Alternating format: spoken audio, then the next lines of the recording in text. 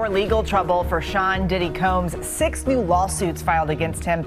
This time, 4 men and 2 women are accusing the hip-hop mogul of rape and sexual assault. One of the alleged victims, just 16 at the time. Combs is currently in jail awaiting trial on charges of racketeering, conspiracy, and sex trafficking. He's pleaded not guilty and denied all wrongdoing. And joining us in studio is ABC senior investigative correspondent Aaron Katersky and ABC contributor and attorney Brian Buckmire. Good to see you guys. Good to see you. So Aaron, we'll start with you. These new lawsuits are explosive. We're talking serious allegations of, raping women, sexually assaulting men, and molesting a 16-year-old boy. Can you break it down? They are serious. They are disturbing allegations, but they are right in line with the kind of conduct that Sean Combs has been accused of in other civil lawsuits and in the criminal case. So they do comprise what the plaintiff's attorneys call this shockingly familiar type of conduct. But compared to some of the earlier lawsuits, DeMarco, these are much thinner on details. There used to be in other lawsuits pages and pages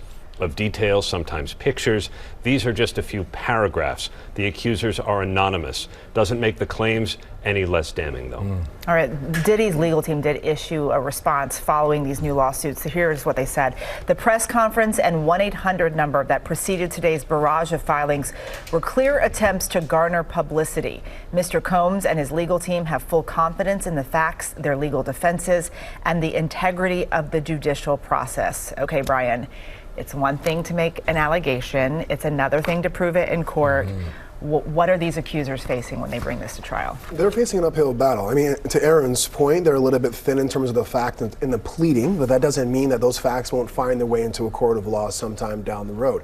When it comes to cases like this of sexual assault and abuse, it's a he said, she said, so their credibility is going to be on the line. But when you have so many people making allegations against Sean Combs, I think the court of public opinion is going to lean towards this seems shockingly familiar. This is kind of in Sean Combs' wheelhouse. There have been other alleged victims who have come forward with very strong evidence. These claims could be true as well, so it'd be difficult for Sean to fight back on those. Aaron, Diddy was just in federal court last week. What's next for him?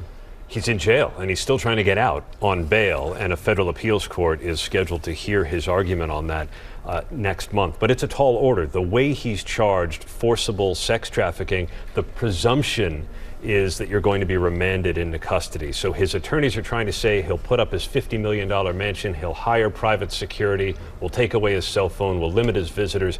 But the judges so far have said he's still a risk to tamper with witnesses potentially, and especially with these new lawsuits. If any one of these new accusers cooperates with federal prosecutors and becomes a witness, that only makes the case against Combs that much stronger. And also looking ahead, with all of these lawsuits here, and you think about public opinion as well, could he possibly get a fair trial?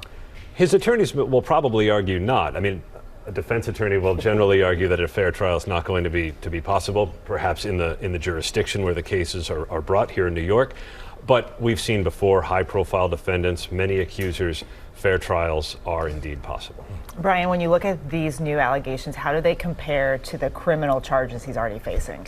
So I think they compare and contrast in different ways. They're very similar in the sense of what Aaron said. They're similar in terms of RICO and conspiracy, in that there seems to be a network of both acquiring young men and young women to participate in sexual acts to the pleasure of Sean Combs and his associates. But I think there's also a shocking aspect of this, that this lawsuit, or at least one of them now, the first minor. This is the first time that Sean Combs is being accused of sexually molesting someone who was under the age of 18 or under age of consent at the time of the sexual abuse. So I think it's unique in that route, that it expands the criminality of it. And I think that also could affect him in the sense of possibly sentencing. There might not be more charges, but when a judge, if Combs is found guilty, hears all these allegations together, that's going to hit his bottom line when it comes to years in prison if he is convicted. All right, Aaron Katersky, Brian Buckmire, thank you both. Good to see you guys.